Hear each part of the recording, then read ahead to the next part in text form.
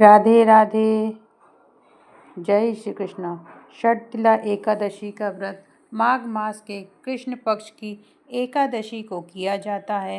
इस दिन भगवान विष्णु की पूजा के साथ तिल का दान, सेवन और उपयोग विशेष महत्व रखता है।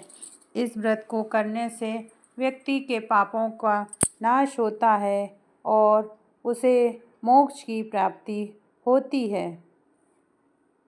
व्रत कथा।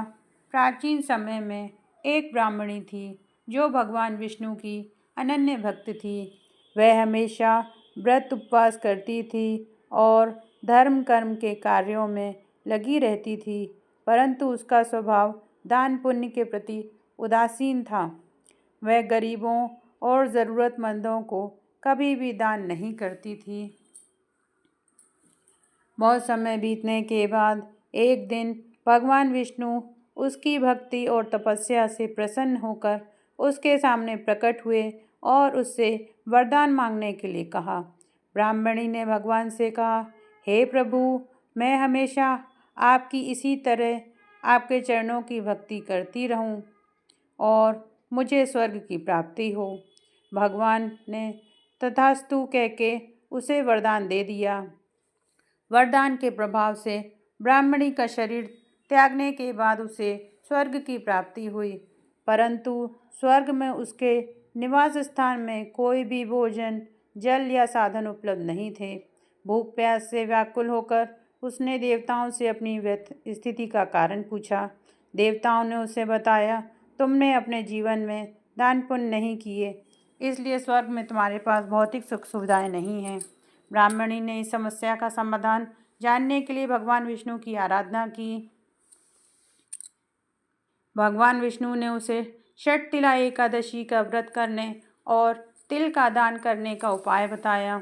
ब्राह्मणी ने भगवान की आज्ञानुसार माघ मास की कृष्ण पक्ष की एकादशी को व्रत किया और तिल के 6 प्रकार के उपयोग, दान, स्नान, भोजन, हवन, तर्पण और उपटन किए।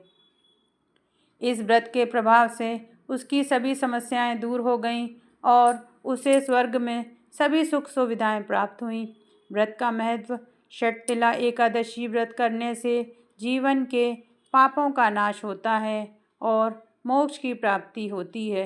इस दिन तिल के सेवन, दान और उपयोग से विशेष पुण्य फल प्राप्त होता है।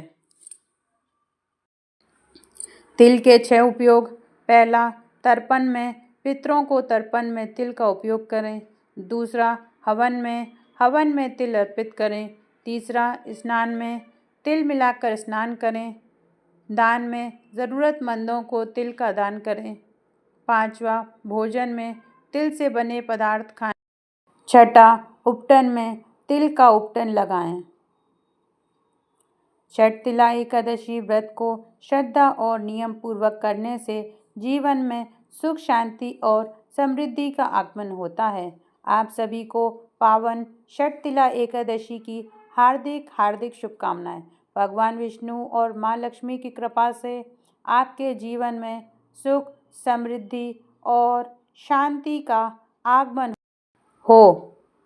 षटतिला एकादशी की कथा से यह संदेश मिलता है कि बिना दान पुण्य के मोक्ष प्राप्त संभव नहीं है।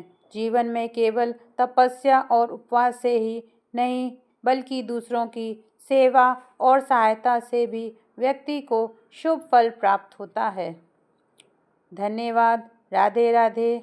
जय श्री कृष्ण।